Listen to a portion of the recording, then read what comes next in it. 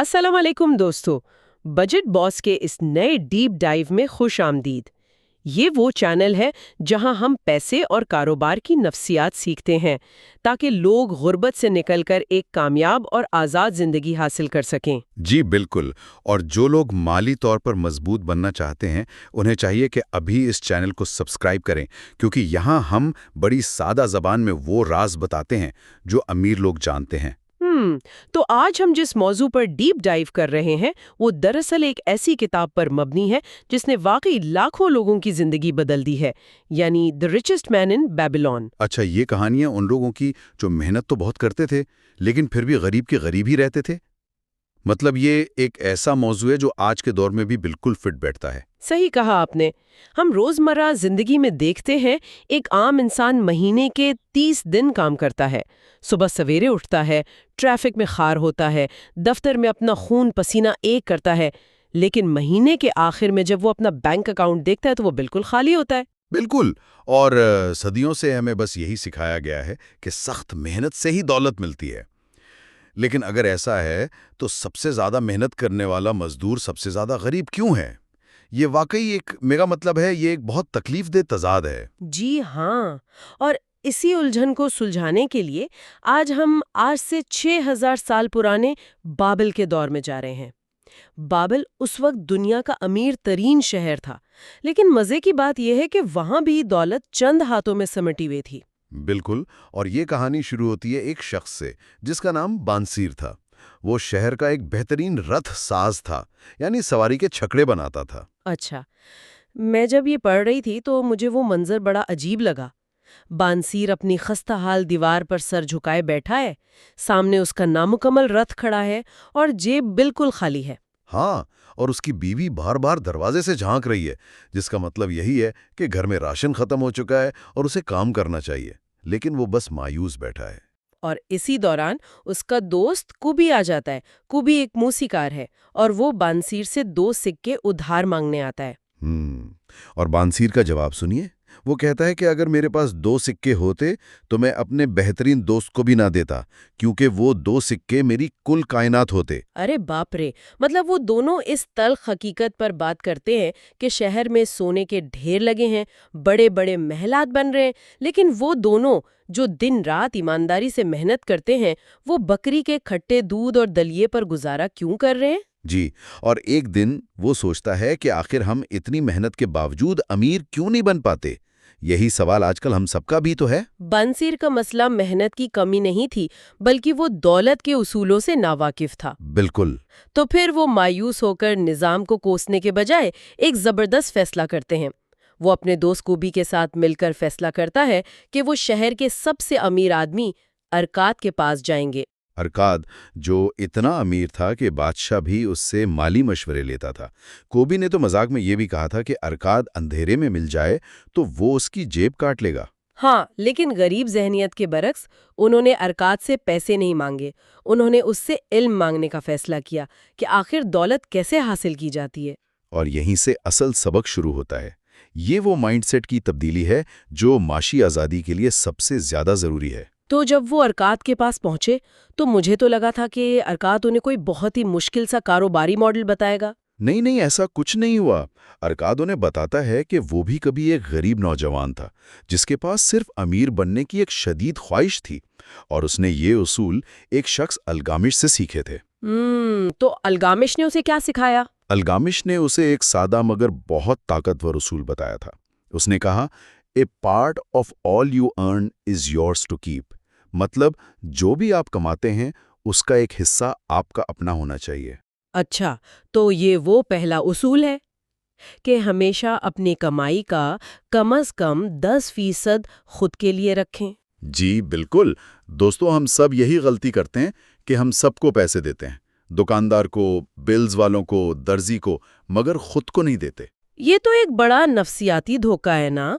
हम समझते हैं कि जो हम कमा रहे हैं वो सारा हमारा ही तो है, लेकिन दरअसल वो पैसा दूसरों की जेबों में जा रहा होता है। अरकाद के मुताबिक ये सबसे पहले खुद को अदायगी करने वाला उसूल है। सही बात है।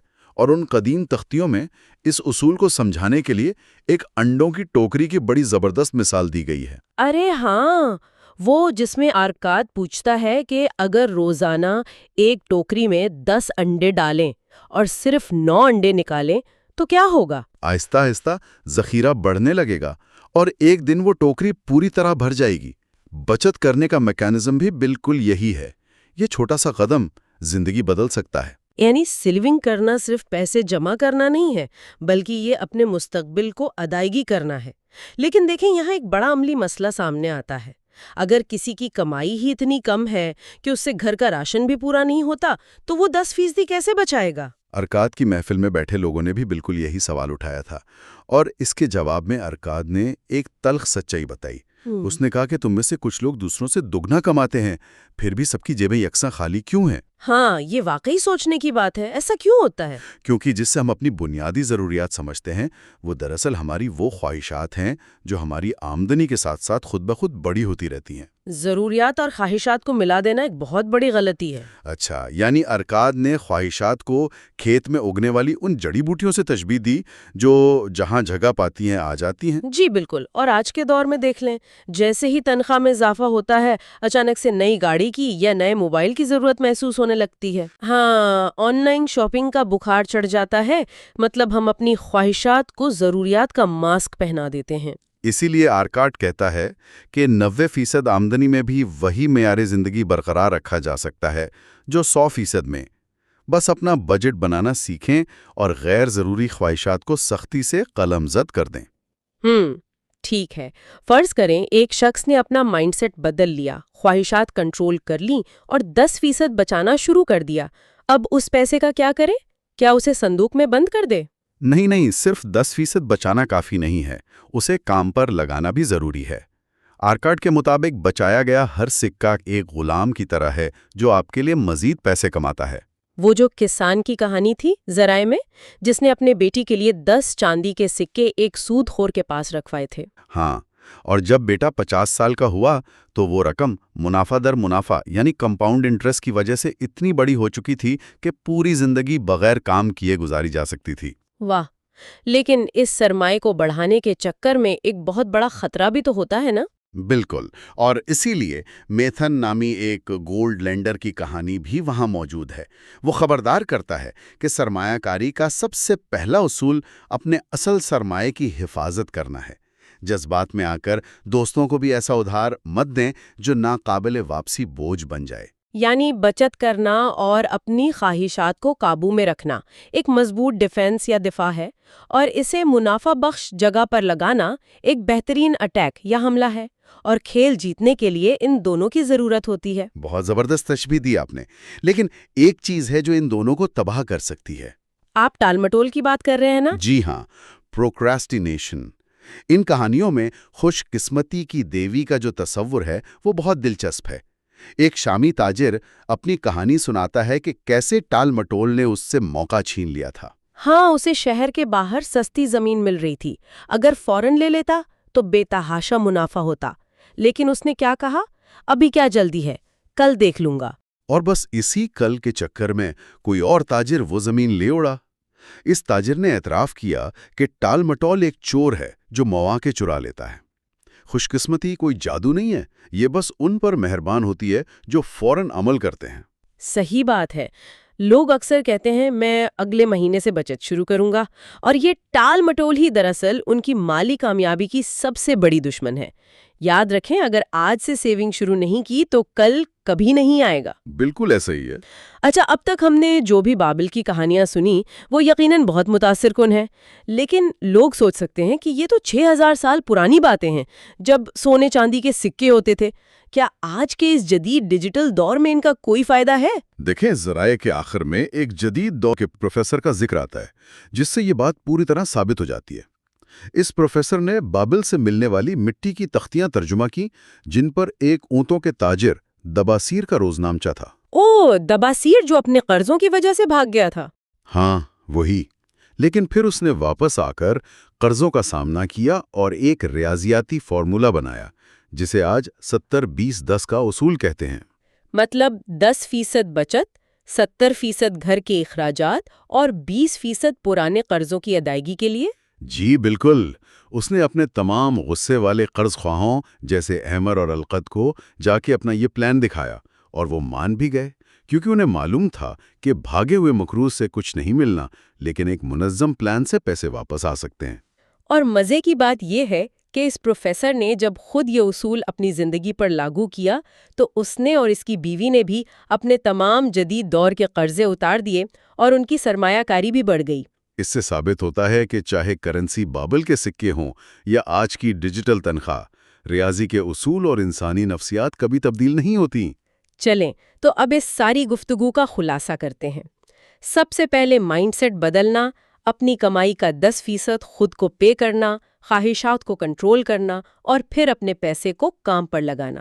اور اگر دوستو آپ کو یہ ڈیپ ڈائیو پسند آ رہا ہے تو لائک ضرور کریں اور کامنٹس میں لکھیں کہ میں آج سے سیونگ شروع کر رہا ہوں یا کر رہی ہوں۔ بالکل، لیکن اس سے پہلے کہ ہم یہ قسط ختم کریں، میرے ذہن میں ایک بڑا گہرا سوال آ رہا ہے۔ ہم نے پیسوں اور بچت کی اتنی بات کی، لیکن ذرا سوچیں، کیا کمائی کا 10% بچانے کا اصل فائدہ واقعی صرف وہ دولت ہے جو جمع ہوتی ہے؟ میرا ماننا ہے کہ نہیں، دنیا تو بس ان بٹوؤں اور بینک اکاؤنٹس کو دیکھتی ہے، لیکن اس کا سب سے بڑا انعام وہ نہیں ہے۔ تو پھر کیا ہے؟ اس کا سب سے بڑا انعام وہ کڑا نظم و ضبط، وہ خود اعتمادی اور وہ مالی آزادی ہے جو انسان کے اندر ایک بالکل نیا اور طاقتور کردار تخلیق کر دیتی ہے۔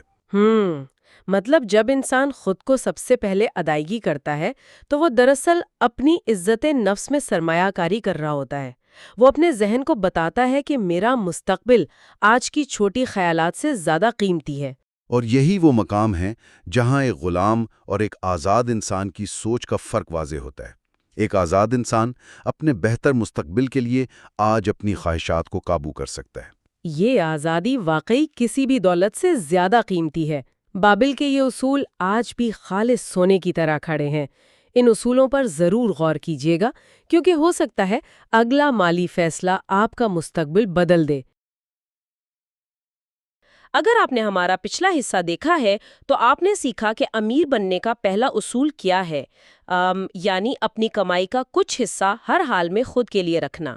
بالکل، اور آج ہم بات کریں گے ان 7 اصولوں کی جو آپ کو غربت سے نکال کر دولت کی طرف لے جاتے ہیں۔ کتاب میں ارکاد نے انہیں 7 cures for a lean purse کا نام دیا ہے، یعنی خالی بٹوے کے 7 علاج۔ اچھا، ان اصولوں پر جانے سے پہلے میں ایک چیز پر بات کرنا چاہ رہی تھی۔ یہ کتنی حیرت انگیز بات ہے کہ جب ہم کشش ثقل یعنی گریوٹی کے قانون کو دیکھتے ہیں تو اس میں ایک کائنات کی اٹل سچائی نظر آتی ہے۔ میرا مطلب ہے، سیب درخت سے ٹوٹے یا کوئی بھاری پتھر پہاڑ سے گرے، وہ سیدھا زمین کی طرف ہی آئے گا۔ ایگزیکٹلی، اس میں کوئی استثناء نہیں ہوتا، چیزیں بالکل صاف اور واضح ہیں۔ ہاں نا، اگر آپ 10ویں منزل سے چھلانگ لگائیں گے تو کشش ثقل یہ نہیں پوچھے گی کہ آپ اچھے انسان ہیں یا برے، وہ بس اپنا کام کرے گی۔ تو یہیں سے میرے ذہن میں ایک سوال پیدا ہوتا ہے جو آج کی اس گہری گفتگو کا اصل محور ہے۔ کیا یہ سوچنا ممکن ہے کہ پیسے، دولت اور معیشت کے اصول بھی بالکل کشش ثقل کی طرح اٹل اور کائناتی ہوں؟ یہ ایک بہت زبردست سوال ہے، اور آج ہمارے پاس جو مواد موجود ہے وہ 1920 کی دہائی میں لکھی گئی جارج ایس کلاسن کی مشہور تصنیف دی ریچسٹ مین ان بیبل کے کچھ انتہائی اہم اقتباسات ہیں۔ بظاہر یہ 6000 سال پرانے شہر بابل کی کہانیاں ہیں، لیکن یقین مانیں ان میں چھپے فائنینشل اصول حیران کن حد تک جدید ہیں۔ مطلب دنیا کا نقشہ جتنا مرضی بدل جائے، ٹیکنالوجی جتنی مرضی ترقی کر لے، مالی کامیابی کو ماپنے کا پیمانہ آج بھی وہی ہے جو ہزاروں سال پہلے تھا۔ اور ارکاد، جسے بابل کا سب سے امیر آدمی کہا جاتا تھا، وہ بھی کوئی پیدائشی نواب نہیں تھا۔ جی ہاں، اس کی شروعات بھی ہم میں سے زیادہ تر لوگوں کی طرح ایک عام انسان کے طور پر ہوئی تھی، جس کی جیب خالی تھی اور ضرورتیں بے شمار تھیں، اور اسی مجبوری نے اسے ان طریقوں کی کھوج پر لگایا۔ تو چلیں سیدھا ان اصولوں کی طرف چلتے ہیں۔ پہلا اصول، اپنی سیونگ شروع کریں۔ یہ وہی اصول ہے جو ہم پہلے سیکھ چکے ہیں کہ کم از کم اپنی آمدنی کا 10واں حصہ لازمی بچائیں۔ لیکن ذرا رکیے، میں ان اصولوں کو آج کی جدید آئینہ سے دیکھنا چاہتی ہوں۔ آج کے دور میں جب مہنگائی آسمان سے باتیں کر رہی ہے، لوگوں کے کرائے، بجلی کے بل اور راشن ہی پوری تنخواہ کھا جاتے ہیں، تو یہ 10% بچانے کی بات ایک عام تنخواہ دار طبقے کے ساتھ مذاق لگتا ہے؟ بالکل ایک ظالمانہ مذاق لگتا ہے۔ 6000 سال پہلے شاید یہ ممکن ہو، لیکن آج جب لوگوں کے پاس مہینے کے آخر میں 1 روپیہ نہیں بچتا تو وہ 10% بچائیں گے کیسے؟ دیکھیں، یہ وہ سب سے بڑی نفسیاتی رکاوٹ ہے جس کا ارکاد کو بھی سامنا کرنا پڑا تھا۔ جب اس نے اپنے شاگردوں کو یہ 10% بچانے کا کہا تو ان کا رد عمل بھی بینا یہی تھا جو آپ نے ابھی دیا۔ انہوں نے کہا کہ ہماری پوری کمائی ہماری ضرورتوں کے لیے کم پڑ جاتی ہے۔ تو ارکاد نے اس کا کیا جواب دیا؟ کیونکہ مسئلہ تو واقعی جینوین ہے۔ ارکاد نے انسانی نفسیات کا ایک ایسا مشاہدہ پیش کیا جو آج کے دور میں اور بھی زیادہ سچ محسوس ہوتا ہے۔ اس نے کہا، دوستو، مسئلہ کم کمائی نہیں ہوتا، مسئلہ زیادہ خرچ ہوتا ہے۔ جسے تم اپنی لازمی ضرورتیں سمجھتے ہو وہ دراصل تمہاری لامتناہی خواہشات ہیں۔ اچھا، یعنی ہم اپنی خواہشات کو ضرورت کا نام دے کر خود کو دھوکہ دیتے ہیں۔ بالکل ایسا ہی ہے، اور اس پر ارکاد نے ایک بڑی خوبصورت تشبیہ دی ہے۔ اس نے کہا کہ انسانی خواہشات کھیت میں اگنے والی جڑی بوٹیوں کی طرح ہیں۔ اگر کسان ان کے لیے ذرا سی بھی جگہ چھوڑ دے تو وہ بے تحاشا بڑھتی ہیں اور پوری فصل کا پانی اور خوراک پی جاتی ہیں۔ ارے واہ، یہ تو بہت گہری بات ہے۔ اور آج کے دور میں ان جڑی بوٹیوں کی شکل بدل گئی ہے۔ آج یہ مہنگے اسمارٹ فونز، اسٹریمنگ ایپس کی سبسکرپشنز اور باہر کے کھانوں کی صورت میں ہمارے بٹوے میں اگتی ہیں۔ ایگزیکٹلی۔ قانون یہ ہے کہ اگر آپ شعوری طور پر مزاحمت نہیں کریں گے تو آپ کے اخراجات ہمیشہ آپ کی آمدنی کے برابر ہو جائیں گے۔ چاہے کوئی 1 لاکھ کمائے یا 10 لاکھ، مہینے کے آخر میں اس کا بٹوا خالی ہی رہے گا۔ اور یہی ہمارا دوسرا اصول ہے کہ اپنے خرچ کو کنٹرول کریں۔ تو اس کا عملی حل کیا ہے؟ کیونکہ خواہشات کو مکمل طور پر مارنا تو انسان کو ایک گھٹن کا شکار کر دیتا ہے۔ میرا مطلب ہے، ہم صرف بل ادا کرنے کے لیے تو پیدا نہیں ہوئے نا۔ اسی لیے بجٹ بنانے کا تصور پیش کیا گیا ہے۔ عام طور پر لوگ بجٹ کو ایک قید سمجھتے ہیں، لیکن حقیقت میں بجٹ بنانے کا مقصد آپ کی آزادی چھیننا نہیں، بلکہ آپ کی سب سے بڑی اور اہم خواہش یعنی فائنینشیل فریڈم کو آپ کی چھوٹی اور فضول خواہشات سے بچانا ہے۔ مطلب بجٹ وہ چھلنی ہے جو آپ کی ان جڑی بوٹیوں کو آپ کی اصل فصل سے الگ کرتی ہے۔ جی بالکل۔ جب آپ یہ طے کر لیتے ہیں کہ میری کمائی کا 10واں حصہ ہر حال میں کٹ کر الگ ہو جائے گا تو آپ کا دماغ باقی باندھا 9 حصوں میں گزارا کرنے کے تخلیقی طریقے خود بخود ڈھونڈ لیتا ہے۔ یہ بڑی دلچسپ بات ہے۔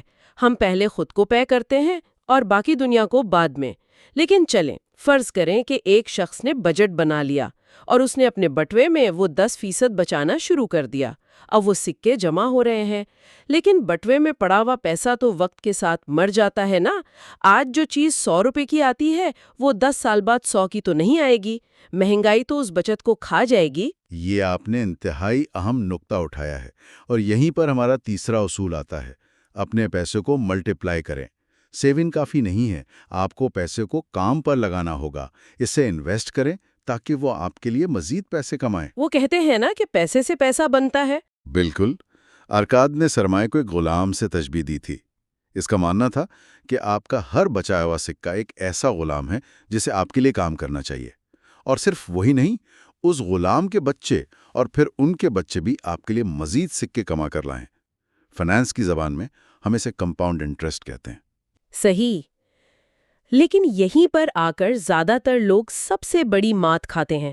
جب وہ پیسے کو کام پر لگانے کا سوچتے ہیں تو ان کے ذہن میں راتوں رات امیر ہونے کی اسکیمیں آتی ہیں، جیسے آج کل کوئی نوجوان کسی ٹک ٹاک انفلوئنسر کی ویڈیو دیکھ کر کرپٹو کرنسی کے کسی نامعلوم کوائن میں اپنے پیسے لگا دیتا ہے، اس امید پر کہ یہ کل 100 گنا ہو جائے گا۔ اور پھر نتیجہ وہی نکلتا جو ہم سب جانتے ہیں۔ اسی لیے چوتھا اصول بہت واضح ہے، اپنے پیسے کو نقصان سے بچائیں۔ غلط انویسٹمنٹ آپ کی ساری محنت ضائع کر سکتی ہے۔ ارکاد نے اپنے شاگردوں کو یہ سمجھانے کے لیے اپنی جوانی کی ایک بہت بڑی اور شرمناک غلطی کا قصہ سنایا تھا۔ ارے، بابل کے سب سے امیر آدمی نے بھی غلطیاں کی تھیں؟ کیا کیا تھا اس نے؟ جی ہاں، جب ارکاد نے پہلی بار کچھ بچت کی تو اس پر بھی جلدی امیر ہونے کا بھوت سوار ہوا۔ اس نے اپنی سال بھر کی محنت کی کمائی ازمور نامی ایک اینٹیں بنانے والے کے حوالے کر دی۔ منصوبہ یہ تھا کہ ازمور ایک سمندری سفر پر جا رہا ہے، وہ وہاں سے نایاب ہیرے جوہرات سستے داموں لائے گا اور واپسی پر دونوں اسے بابل کے امیروں کو بیچ کر بھاری منافع کمائیں گے۔ ایک منٹ، ایک اینٹیں بنانے والا ہیرو کی تجارت کرے گا؟ یہ تو بالکل ایسا ہی ہے جیسے آج کوئی بندہ کسی ایسے شخص سے اسٹاک مارکیٹ کا مشورہ لے رہا ہو جس نے زندگی میں کبھی کوئی بزنس نہ کیا ہو۔ ایگزیکٹلی اور انجام بھی بالکل وہی ہوا۔ وہ تاجر بہت چالاک تھے۔ انہوں نے اس اینٹیں بنانے والے کی ناتجربہ کاری کا فائدہ اٹھایا اور اسے ہیروں کے نام پر شیشے کے رنگین ٹکڑے تھما دیے۔ ارکاد کی سال بھر کی بچت ایک ہی جھٹکے میں راکھ ہو گئی۔ اوہو، مطلب سارا کیپٹل ڈوب گیا۔ جی، اور اس تلخ تجربے نے ارکاد کو سکھایا کہ ہمیشہ ایکسپرٹ سے مشورہ لیں۔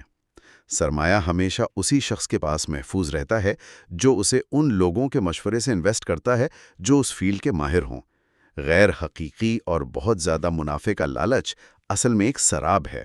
مطلب چھوٹی لیکن محفوظ سرمایہ کاری سرمایہ کے مکمل ضائع ہونے سے 1000 درجے بہتر ہے۔ اچھا چلیں، ہم نے بچت بھی کر لی اور اسے ماہرین کے مشورے سے محفوظ جگہ انویسٹ بھی کر دیا، لیکن انسان ساری زندگی تو جوان نہیں رہتا نا۔ جب ہاتھ پیر جواب دے جائیں یا کوئی ایمرجنسی آ جائے تو پھر کیا ہوگا؟ اور یہیں پر پانچواں اور چھٹا اصول سامنے آتے ہیں۔ پانچواں اصول ہے اپنا گھر ایک ایسٹ بنائیں، ایسی چیزوں میں انویسٹ کریں جو آپ کو فائدہ دیں۔ اور چھٹا اصول ہے مستقبل کے لیے انکم سیکیور کریں۔ ریٹائرمنٹ، فیملی، ایمرجنسیز، ان سب کے لیے پلاننگ ضروری ہے۔ تو قدیم بابل کے لوگ اس پلاننگ کے لیے کیا حکمت عملی اپناتے تھے؟ اس مقام پر کتاب ہمیں ایک جوتے بنانے والے کی کہانی سناتی ہے جس کا نام انسان تھا۔ انسان ایک عام مزدور تھا، لیکن اس نے کیا کیا کہ ہر ہفتے صرف 2 چاندی کے سکے ایک سود خور کے پاس جمع کروانا شروع کیے۔ یہ ایک بہت چھوٹی سی رقم تھی، ہاں، 2 سکے تو کچھ بھی نہیں ہوتے۔ لیکن اصل جادو وقت اور تسلسل کا تھا۔ ہر 4 سال بعد انسان کا جو منافع بنتا وہ اس منافع کو نکالنے کے بجائے اسی اصل رقم میں شامل کر دیتا تاکہ وہ منافع بھی مزید منافع کمائے۔ اچھا، یہ تو خالص کمپاؤنڈنگ ہو گئی نا۔ لیکن کیا واقعی ان 2 سکوں سے لانگ ٹرم میں کوئی فرق پڑا؟ آپ حیران ہوں گی، 8 سال کی مسلسل سرمایہ کاری کے بعد جب حساب کیا گیا تو انسان کی وہ چھوٹی سی رقم بڑھ کر 1040 چاندی کے سکوں کے پہاڑ میں بدل چکی تھی۔ ارے واہ، 1040 سکے! جی ہاں، چھوٹی باقاعدہ اور مسلسل سرمایہ کاری دراصل آپ کے آنے والے کل کے لیے ایک ڈھال بن جاتی ہے۔ اور اسی کے ساتھ اپنا گھر بنانا بھی ضروری ہے، کیونکہ کرایہ ایک ایسا نظام ہے جو آپ کی کمائی کا بڑا حصہ کھا جاتا ہے اور بدلے میں کوئی ملکیت نہیں ملتی۔ اپنا گھر بڑھاپے کا وہ ٹھکانہ بنتا ہے جس کے لیے آپ کو کسی کے آگے ہاتھ نہیں پھیلانا پڑتا۔ یہ بات بالکل واضح کر دیتی ہے کہ مالی آزادی کسی لاٹری نکلنے کا نام نہیں ہے، بلکہ دہائیوں پر محیط ایک مسلسل عمل کا نتیجہ ہے۔ لیکن مجھے اس سارے فلسفے میں ایک چیز ابھی بھی کھٹک رہی ہے۔ جی فرمائیں، وہ کیا؟ ہم اب تک صرف بیرونی سرمایہ، بچت اور منافع کی بات کر رہے ہیں۔ فرض کریں ایک شخص کی آمدنی اتنی کم ہے کہ وہ 10% بچا کر بھی اور اسے انسان کی طرح جمع کر کے بھی اپنی زندگی میں کوئی بڑی تبدیلی نہیں لا سکتا۔ وہ شخص جو بمشکل 2 وقت کی روٹی پوری کر رہا ہے، اس کے لیے یہ اصول کیا کریں گے؟ یہ آپ نے اس گفتگو کا سب سے نازک سوال چھیڑا ہے، اور دلچسپ بات یہ ہے کہ ارکاد کا 7واں اور سب سے اہم اصول سونے یا چاندی کی بات ہی نہیں کرتا۔ وہ اصول آپ کی اپنی ذات کے بارے میں ہے، اور وہ ہے اپنی ارننگ ایبلٹی بڑھائیں۔ مطلب اپنی کمانے کی صلاحیت میں اضافہ کرنا، اسکل سیکھنا۔ بالکل، خود کو امپروو کریں، کیونکہ سب سے بڑی انویسٹمنٹ آپ خود ہیں۔ لیکن میں نے نوٹ کیا ہے کہ لوگ ہنر سیکھنے کے بجائے راتوں رات امیر ہونے کے شارٹ کٹ ڈھونڈتے ہیں۔ جوئے خانے ہمیشہ بھرے رہتے ہیں، لاٹری کی ٹکٹیں بکتی رہتی ہیں، جبکہ لائبریریاں خالی پڑی رہتی ہیں۔ ایسا کیوں ہے؟ کیونکہ شارٹ کٹس انسان کی اس کمزوری کو ٹارگٹ کرتا ہے جہاں وہ بغیر محنت کے پھل کھانا چاہتا ہے۔ کتاب میں جوئے کے حوالے سے ایک زبردست دلیل دی گئی ہے۔ جب آپ جوا کھیلتے ہیں تو آپ ایک ایسے نظام میں پیسہ ڈال رہے ہوتے ہیں جس کی پروبیبلٹی یا امکانات ہمیشہ کھیل کھلانے والے کے حق میں ہوتے ہیں۔ مطلب کیسینو تو ہمیشہ جیتتا ہی ہے۔ جی، وہ نظام بنا ہی اس لیے ہے کہ آپ ہاریں اور مالکان جیتیں۔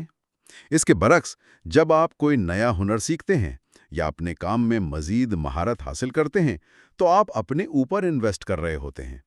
یہ دنیا کا واحد جوا ہے جہاں جیت کے تمام تر امکانات 100% آپ کے حق میں ہوتے ہیں۔ یہ تو بہت زبردست بات ہے، لیکن میں نے اکثر لوگوں کو کہتے سنا ہے کہ ان کا مقصد زندگی میں بس بہت سارا پیسہ کمانا ہے۔ کیا یہ سوچ ٹھیک نہیں ہے؟ ارکاد کے نزدیک یہ سب سے کمزور اور خطرناک سوچ ہے۔ وہ بتاتا ہے کہ دولت کی خواہش کبھی بھی گول مول یا مبہم نہیں ہونی چاہیے۔ اگر کوئی کہتا ہے کہ مجھے بہت امیر ہونا ہے تو دماغ اس مبہم بات پر کوئی منصوبہ نہیں بنا سکتا۔ اچھا، تو پھر صحیح طریقہ کیا ہے خواہش کرنے کا؟ اس کے مقابلے میں اگر آپ یہ طے کرتے ہیں کہ مجھے اس مہینے 5 سونے کے سکے اضافی کمانے ہیں، تو یہ ایک ٹھوس اور قابل عمل ہدف ہے۔ جب ہدف واضح ہوتا ہے تو انسان کے لیے راستہ تلاش کرنا آسان ہو جاتا ہے۔ ہاں، کیونکہ اب دماغ کو پتا ہے کہ ایگزیکٹلی کیا اچیو کرنا ہے۔ بالکل، اور سب سے خوبصورت پہلو یہ ہے کہ جب انسان ایک بار وہ 5 سکے کمانا سیکھ لیتا ہے تو وہ اصل میں اپنی صلاحیت بڑھا لیتا ہے۔ پھر وہ 10 اور پھر 1000 سکے کمانے کے قابل ہو جاتا ہے۔ اس دنیا میں سب سے بڑا منافع انسان کے اپنے علم اور لگن پر ہی ملتا ہے۔ تو اگر ہم اس پوری گفتگو کا نچوڑ نکالیں دوستوں، تو یہ 7 اصول اگر آپ نے اپنی زندگی میں لاگو کر لیے تو آپ کی مالی حالت واقعی بدل سکتی ہے۔ بچت کرنا، خرچ پر قابو پانا، پیسے کو کام پر لگانا، نقصان سے بچانا، گھر کا حصول، مستقبل کی پلاننگ اور خود پر انویسٹ کرنا، یہ اصول آج بھی اتنے ہی کارآمد ہیں جتنے بابل کے دور میں تھے۔ جی، یہاں ایک اہم سبق یہ بھی ملتا ہے کہ صرف محنت کافی نہیں ہے، بلکہ صحیح ڈائریکشن میں محنت کرنا ضروری ہے۔ بالکل صحیح کہا آپ نے۔ اگر آپ چاہتے ہیں کہ آپ بھی فائنینشلی اسٹرانگ بنیں تو آج سے ہی ان اصولوں پر عمل شروع کریں۔ اور دوستو کامنٹ میں ضرور لکھیں میں اپنے پیسے کو گرو کروں گا۔ اور اگلے حصے میں ہم مزید ایڈوانس سیکرٹ سیکھیں گے، جیسے امیر لوگ پیسے کو کیسے مینج کرتے ہیں۔ تو ویڈیو کو لائک اور شیئر کرنا مت بھولیے گا۔ لیکن جانے سے پہلے میں آپ سب کے لیے ایک انتہائی فکر انگیز سوال چھوڑنا چاہتی ہوں۔ اگر پیسے کے یہ اصول کشش ثقل کی طرح اٹل ہیں اور سمجھنے میں اس قدر آسان ہے، تو ہمارے تعلیمی نظاموں میں طلباء کو برسوں تک پیچیدہ ریاضی اور تاریخ تو پڑھائی جاتی ہے، لیکن خالی بٹوے کو بھرنے کا یہ علم کیوں نہیں سکھایا جاتا؟ واقعی یہ ایک بہت بڑا المیہ ہے ہمارے ایجوکیشن سسٹم کا۔ ذرا سوچئے، اگر یہ 7 اصول اسکول کے ابتدائی نصاب کا حصہ بن جائے تو ہماری دنیا کیسی ہوگی؟ اس بات پر ضرور غور کیجیے گا۔ تو آج کے اس تفصیلی جائزے میں ہم ایک بہت ہی حیران کن موضوع پر بات کرنے والے ہیں، یعنی ہم آج سے تقریباً 6000 سال پیچھے جا رہے ہیں۔ بابل کی طرف، یعنی قدیم دنیا کا سب سے امیر شہر۔ بالکل، بابل دنیا کا امیر ترین شہر تھا، لیکن اس پہ ایک بہت عجیب سا تضاد ہے۔ وہ یہ کہ اس شہر کے پاس اپنی کوئی سونے یا چاندی کی کانیں نہیں تھیں۔ اچھا، یعنی کوئی قدرتی وسائل نہیں تھے وہاں؟ بالکل نہیں تھے، کوئی قیمتی معدنیات نہیں تھیں۔ ان کی جو بے پناہ دولت تھی نا، وہ مکمل طور پر کچھ نفسیاتی اصولوں اور وہاں کے عام لوگوں کی جو مالیاتی سمجھ بوجھ تھی اس پر کھڑی تھی۔ یہ تو واقعی بہت دلچسپ بات ہے، یعنی عام لوگوں کی سمجھ بوجھ نے پورے شہر کو امیر بنا دیا تھا۔ ہاں نا؟ اور آج ہم جارج ایس کلیسن کی 1920 کی دہائی میں لکھی گئی کتاب دی ریچسٹ مین ان بابل، اس کے اصولوں کا جائزہ لینے والے ہیں، تاکہ ہم دیکھ سکیں کہ دولت کمانا یعنی یہ صرف قسمت کا کھیل نہیں ہے، بلکہ انسانی نفسیات کو ہیک کرنے کا نام ہے۔ صحیح، اور یہ تصور ہی اپنے آپ میں دنیا کے جو عام معاشی نظریے ہیں ان سے بالکل مختلف ہے، کیونکہ اکثر لوگ یہ سمجھتے ہیں کہ پیسہ کمانے کے لیے پہلے سے کسی خزانے کا ہونا یا بہت بڑے سرمایہ کا ہونا ضروری ہے۔ بالکل یہی سوچا جاتا ہے۔ لیکن اس کتاب کا جائزہ لیتے ہوئے جو سب سے پہلی چیز سامنے آتی ہے وہ یہ ہے کہ دولت کی تخلیق محض کچھ نفسیاتی حدود طے کرنے کا نتیجہ ہوتی ہے۔ یعنی جب وسائل موجود نہ ہوں تو انسان اپنے ذہن کو ہی وسیلہ بنا لیتا ہے۔ واہ، کیا بات کہی ہے، ذہن کو وسیلہ بنانا۔ جی، بابل کی حیثیت ان کے مکانوں کی اونچائی میں نہیں تھی، بلکہ اس بات میں تھی کہ عام لوگ یہ سمجھتے تھے کہ پیسہ اصل میں کام کیسے کرتا ہے۔ علم اور عمل کا جو ملاپ ہے وہی اصل کامیابی ہے۔ اور اس کتاب کی کہانی کے شروع میں ہی نا 2 بڑے دلچسپ کردار سامنے آتے ہیں۔ ایک بینسر ہے جو رتھ بناتا ہے اور دوسرا اس کا دوست کوبی ہے جو موسیقار ہے۔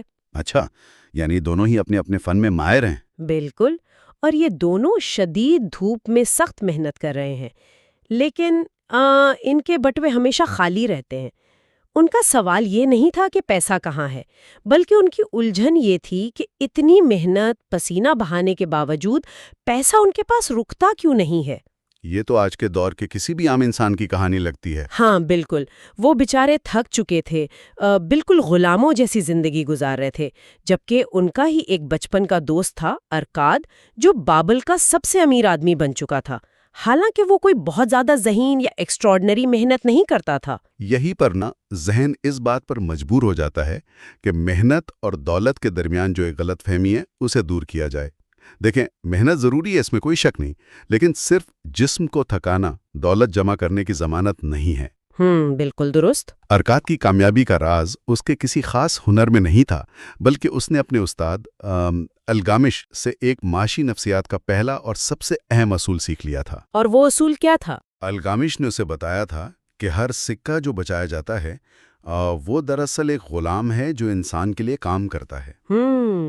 پیسے کو اپنا غلام بنانا۔ جی بالکل، اور اس غلام کو حاصل کرنے کا طریقہ یہ ہے کہ کمائی کا کم از کم 10واں حصہ یعنی 10% وہ انسان کا اپنا ہوتا ہے، جسے اسے ہر حال میں اپنے لیے رکھنا چاہیے، یعنی اپنے آپ کو سب سے پہلے ادائیگی کرنا۔ اچھا، اب پیسے کو غلام کا نام دینا سننے میں تھوڑا سخت لگتا ہے، لیکن اس کے پیچھے ایک بہت گہرا میکینزم ہے۔ وہ کیسے؟ دیکھیں، جب کوئی شخص اپنی پوری کمائی دوسروں کو دے دیتا ہے، یعنی کپڑے والے کو، کھانے والے کو، بلوں میں، ہاں بالکل، تو وہ دراصل دوسروں کے لیے کام کر رہا ہوتا ہے۔ اپنی کمائی کا 10واں حصہ بچانے کا مطلب یہ ہے کہ انسان یہ طے کر لے کہ دن کی محنت کا کچھ حصہ صرف اور صرف اس کے اپنے مستقبل کے لیے ہے۔ لیکن یہاں ایک بہت بڑا مسئلہ آ جاتا ہے۔ اچھا، وہ کیا مسئلہ ہے؟ مسئلہ یہ ہے کہ آج کے دور میں کوئی عام انسان جو پہلے ہی مہنگائی سے پریشان ہو، وہ یہ 10واں حصہ کیسے بچائے؟ میں یہ سوچ رہی تھی کہ کتاب میں وہ جو انڈوں کی ٹوکری والی مثال ہے نا، ہاں، وہ انڈوں والی مثال بہت زبردست ہے۔ جی، کہ اگر ایک ٹوکری میں روزانہ 10 انڈے ڈالے جائیں اور صرف 9 نکالے جائیں تو آخر کار ٹوکری بھر جائے گی۔ لیکن اگر کوئی شخص مہینے کے آخر میں ادھار مانگ کر گزارا کر رہا ہو، اس کے لیے تو یہ ایک مذاق لگتا ہے نا، وہ بھلا کیسے اپنا 10واں حصہ بچا لے؟ دیکھیں، یہاں جو بات سب سے زیادہ حیران کن ہے، اور یہ اعتراض سننے میں بالکل قدرتی لگتا ہے، لیکن یہ انسان کی ایک نفسیاتی طاقت کو نظر انداز کر دیتا ہے۔ کون سی نفسیاتی طاقت؟ انسان کے ذہن کی ڈھل جانے کی صلاحیت۔ اگر ہم اسے دیکھیں تو انسان کے اخراجات ہمیشہ اس کی دستیاب آمدنی کے برابر پھیل جاتے ہیں۔ اگر آج کسی شخص کی تنخواہ میں 20% اضافہ ہو جائے نا، تو 6 مہینے بعد اس کے اخراجات اسی نئی آمدنی میں ایڈجسٹ ہو جائیں گے۔ او ہاں، یہ تو ہم سب کے ساتھ ہوتا ہے، پیسے بڑھتے ہیں تو خرچے بھی بڑھ جاتے ہیں۔ بالکل، ارکاد نے بھی یہی تجربہ کیا تھا۔ جب انسان اپنی کمائی کا صرف 9/10واں حصہ خرچ کرنے کا پختہ ارادہ کر لیتا ہے تو اس کا ذہن خود بخود اسی بجٹ میں زندگی گزارنے کے طریقے ڈھونڈ لیتا ہے۔ یعنی وہ اس 10% کو بھول ہی جائے؟ ہاں، جب ذہن کو پتا ہوتا ہے کہ خرچ کرنے کے لیے صرف 90 روپے ہیں تو وہ باقی 10 کو خرچ کرنے کا خیال ہی چھوڑ دیتا ہے۔ یہ پیسے کو اپنے لیے کام کروانے کا پہلا اور سب سے اہم قدم ہے۔ اچھا، چلے فرض کرتے ہیں کہ کسی نے اپنے ذہن کو ڈھال لیا، اس نے سخت محنت کی اور 1 سال بعد اس کے پاس ایک اچھی خاصی رقم جمع ہو گئی، لیکن مسئلہ یہاں ختم تو نہیں ہوتا نا؟ رقم صرف بستر کے نیچے رکھنے سے تو کوئی امیر نہیں ہوتا؟ بالکل نہیں ہوتا، اور سچی بات تو یہ ہے کہ اصل آزمائش شروع ہی اس مقام سے ہوتی ہے۔ جب انسان پہلی بار بچت کرتا ہے تو ایک عجیب سا نفسیاتی مرحلہ آتا ہے۔ اس پیسے کو راتوں رات دگنا کرنے کی ایک شدید خواہش پیدا ہوتی ہے۔ پیسہ بچانا مشکل ہے، لیکن اسے بے وقوفی سے گنوانے سے بچانا اس سے بھی زیادہ مشکل ہے۔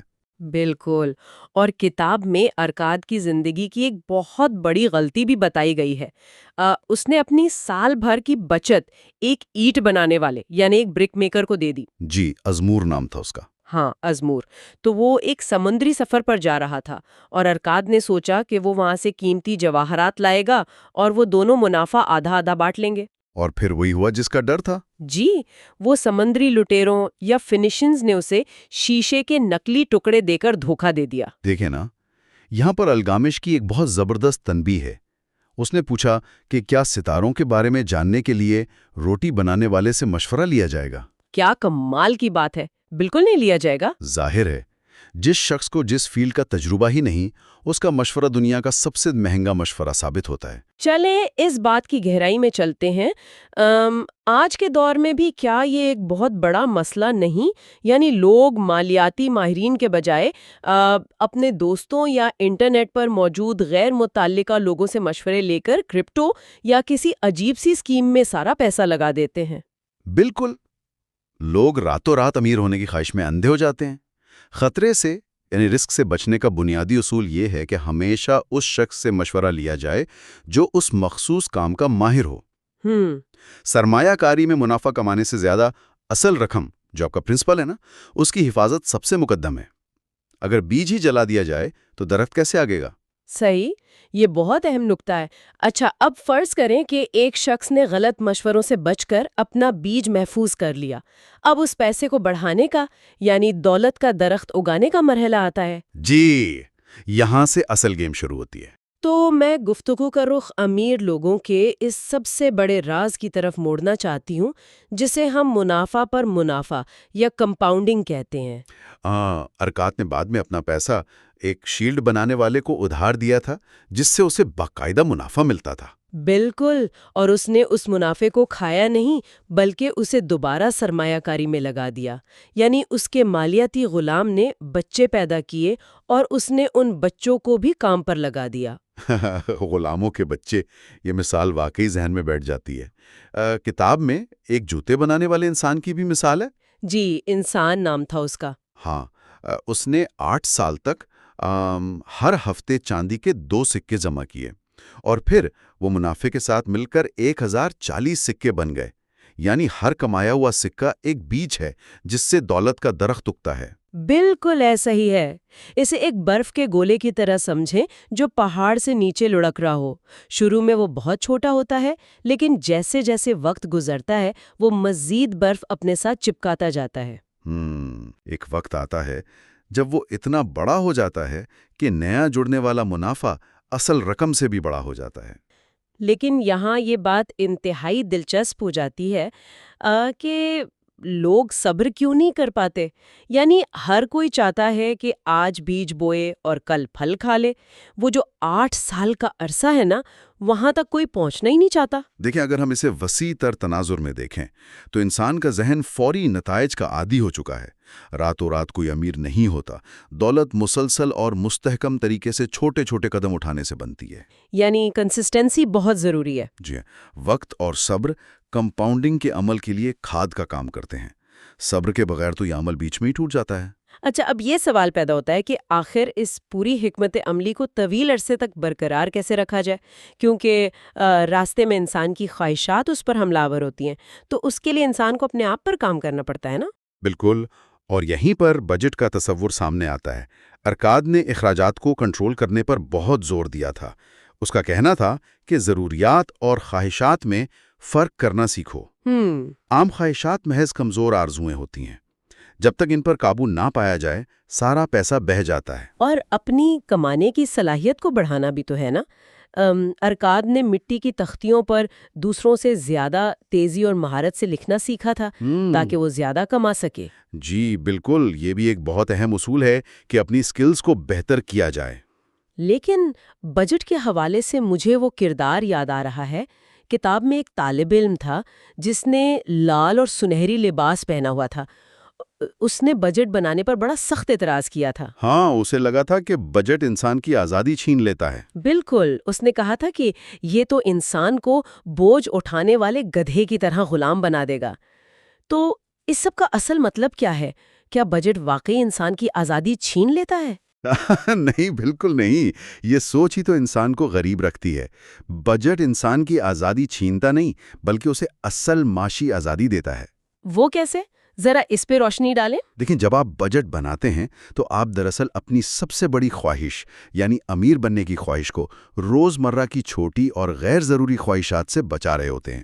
اوہ، صحیح۔ یہ ایک طرح کا دفاعی نظام ہے۔ اور مزید یہ کہ جب انسان اپنی مہارتوں یا سکلز کو روزانہ کی بنیاد پر بہتر بناتا ہے تو اس کی کمانے کی صلاحیت خود بخود بڑھ جاتی ہے۔ اور جب آمدنی بڑھے لیکن بجٹ وہی پرانا رہے تو بچت کئی گنا بڑھ جاتی ہے۔ کیا کمال کی بات ہے. یعنی اگر ہم آج کے اس تفصیلی جائزے کا نچوڑ نکالیں تو وہ کچھ یوں ہوگا کہ سب سے پہلے کمائی کا کچھ حصہ بچانا ہے. بالکل 10% کم از کم. پھر اپنے اخراجات کو کنٹرول کرنا ہے بجٹ کے ذریعے. ماہرین سے مشورہ لے کر سرمایہ کاری کرنی ہے تاکہ خطرات سے بچا جا سکے. اپنی صلاحیتیں بڑھانی ہے. اور پھر سب سے اہم صبر کے ساتھ کمپاؤنڈنگ کا جادو دیکھنا ہے. جی، یہی وہ روڈ میپ ہے جو بابل کے عام لوگوں کو بھی امیر بناتا تھا. بالکل. اور سننے والوں کے لیے یہ یاد رکھنا بہت ضروری ہے کہ یہ سب صرف سن لینا کافی نہیں ہے. اصل کامیابی علم اور عمل کے ملاپ سے ملتی ہے. Knowledge plus action. صحیح. لہٰذا ان چھوٹی چھوٹی تبدیلیوں کو آج ہی سے اپنی زندگی کا حصہ بنانا ضروری ہے، ورنہ یہ بھی محض ایک کہانی بن کر رہ جائے گی. بالکل درست. لیکن اس سے پہلے کہ ہم آج کا یہ پروگرام ختم کریں، میں ایک ایسی بات پر غور کرنا چاہتی ہوں جو کتاب کے مندرجات سے ابھرتی ہے لیکن جس پر ہم نے بحث نہیں کی. اچھا، وہ کون سی بات ہے؟ کتاب کے شروع میں بابل کے بادشاہ نے ایک سوال کیا تھا. اس نے پوچھا تھا کہ کیوں نہ پورے شہر کے لوگوں کو امیر بننے کا یہ طریقہ سکھا دیا جائے. یہ بہت گہرا سوال ہے. جی، اور اس سے ایک بہت اہم سوال جنم لیتا ہے. اگر آج کے دور میں ہر شخص واقعی ان اصولوں پر عمل کرنا شروع کر دے تو کیا دنیا میں سب کے لیے کافی دولت موجود ہے؟ یہ واقعی سوچنے کی بات ہے. یا کیا کسی ملک کی حقیقی ترقی حکومتی پالیسیوں کے بجائے اس کے عام شہریوں کی انفرادی مالیاتی سمجھ بوجھ میں چھپی ہے؟ کیا ہر عام انسان اپنے بل بوتے پر سسٹم کو بدل سکتا ہے؟ اس کا جواب تو شاید ہر انسان کو اپنے اندر ہی تلاش کرنا پڑے گا. بالکل. اور اسی فکری سوال کے ساتھ ہم سننے والوں کو غور و فکر کی دعوت دیتے ہیں اور آج کے اس تفصیلی جائزے کا اختتام کرتے ہیں. بہت شکریہ.